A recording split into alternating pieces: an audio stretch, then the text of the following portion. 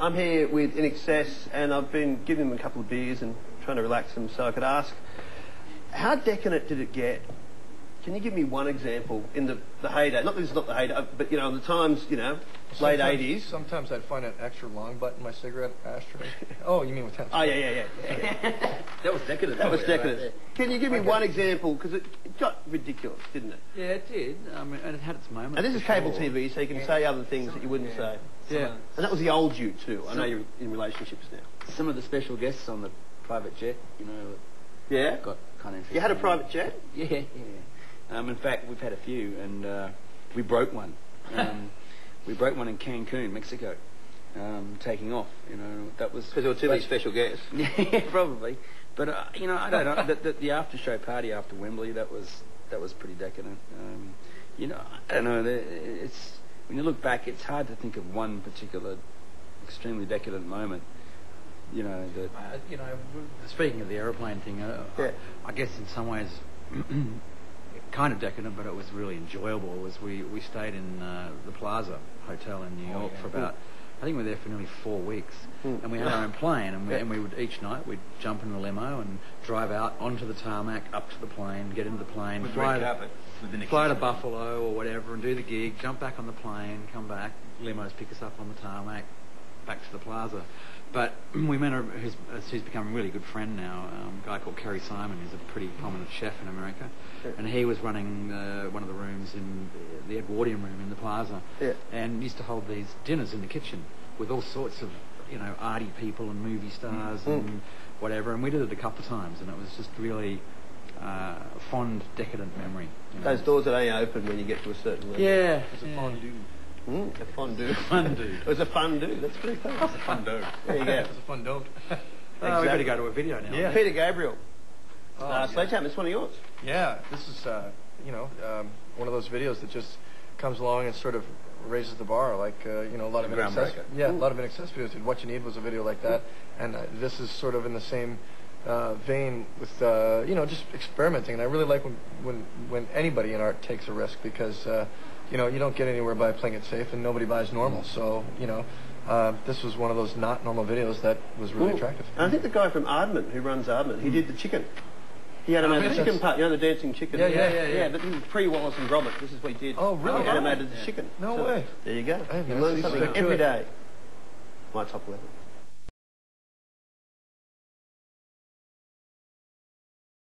Peter Gabriel there with his animated chickens. The album switch, the last track, God's Top 10. I'm assuming this is about Michael. I mean, Andrew's not here to talk about it, but do you want to talk about that track? Cause it's... No. Well, no. Basically, it's about Michael, but it's really a gift. It's about Michael and Paula. Yeah. And it's really Tiger. Yeah, it's a gift for Tiger. You know, and hopefully, you know, she'll be able to, you know, I guess embrace it, and it'll uplift her through her life. You know, it's a very emotive song, though.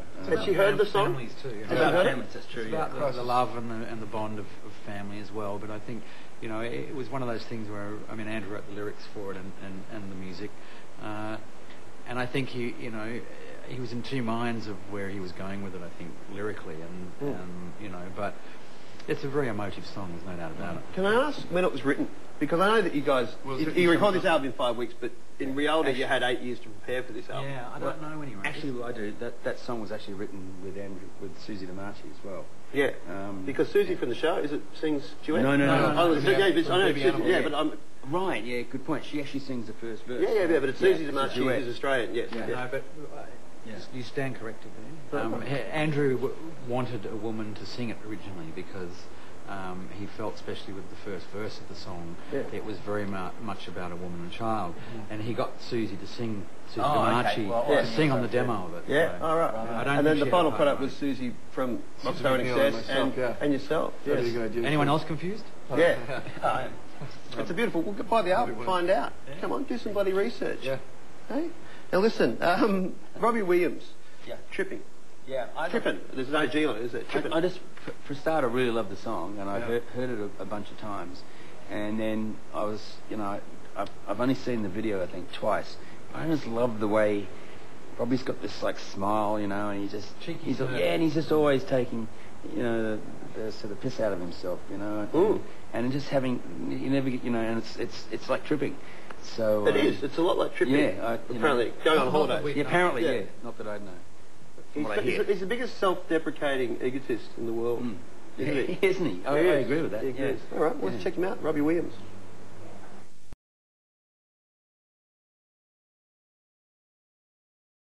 Robbie Williams there. Now, in the making of Inxs, you and I, Tim, would talk regularly, sometimes Kirk, and you told me something that you weren't allowed to tell me, and now that some time has passed, I want to know if this is true.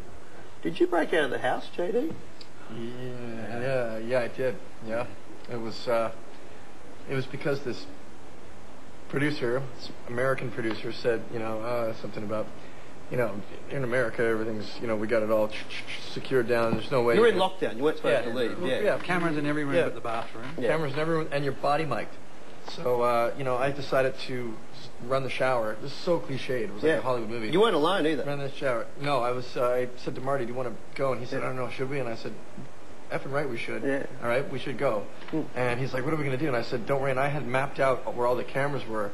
So I wrote down, and I knew exactly where the angles were that we could get out. Military training. Yep. Yeah. And we scaled down. Probably the wall was probably about 40 feet, and had to like go in sections on the wall and hold onto a branch here and grab on here. And gouge my leg about that much. It was brutal, and we broke out of the mansion. Yeah. And when did you go? Tell the best part. Come on, tell the best bit. Oh, okay. So we get out of the mansion. We're running down. We're like on Sunset Boulevard or whatever it was, and we're running down the street and. We're like, let's get to the first bar. We go in there, we'll order some shots. So we get in this bar, and the bartender comes over, and it sounds almost like a joke. The bartender comes over. Yeah. But this guy comes over and says, hey, guys, can I buy you guys, hey, how are you guys doing? Can I buy you guys a drink? And we're like, hey, the guy goes, wow, you guys look great, man. And we're like, okay, cool, or whatever. We're like, okay, well, the show's popular, man. People know who we are. That's great. They didn't know And we were the only two people in the bar. Then another guy came over, so now there's four of us, and he says, hey, man, can I buy you guys a drink? This is great. So we're like, we're popular, man. We're doing it right on. Well, we broke out into a gay bar. And we didn't realize it was a gay bar. So by like after half an hour, there was like 8 guys around us going. Did you have to? And they had no idea who we were. You had to repay them because they bought you drinks. Yeah. Sexual favour. That's fantastic. You should have known that he was the guy for the job. Anyone maps out the cameras and breaks out of the house. Into a gay bar. That's who you want. Into a gay bar is your new lead singer. Straight away. You could have halted the show and that was it. Done. Was Robbie there? Some of the producers told us, right, that they were going to. Like they were really close to throwing him off the show. We went, no, because that's what we want. That's what you want. Yeah, it's funny that the only, you know, night that we, like they had no idea what was going on. Yeah. And I went out for a cigarette, and literally this van went, and we heard it go, and backed up, and traffic's going this way, and they're like, you, and like this, you know, executive producer comes out, and he's like, and you know, Marty was, you know, ask him, he was white as a ghost, and he was just like. And he came over, and I'm sitting there on the side of the curb with a rum and coke and a cigarette, and the guy says, JD, do you have anything to say for yourself? And I went, can you give us a lift back to the house? Take us home. And with that, he couldn't really be too angry. He kind of just went, a little smirk and went, yeah.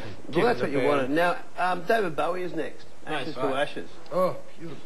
I pick it as that one, yeah. You know, it's funny, I'm not the hugest fan of David Bowie, although I am. I think there are moments that are sheer brilliance with David Bowie's career, you know. And I just always remember when this video came out, how sort of surreal it was, and what a great song it was. Just the structure of the song musically, Ashes to Ashes. So that's why I picked it. Here it is.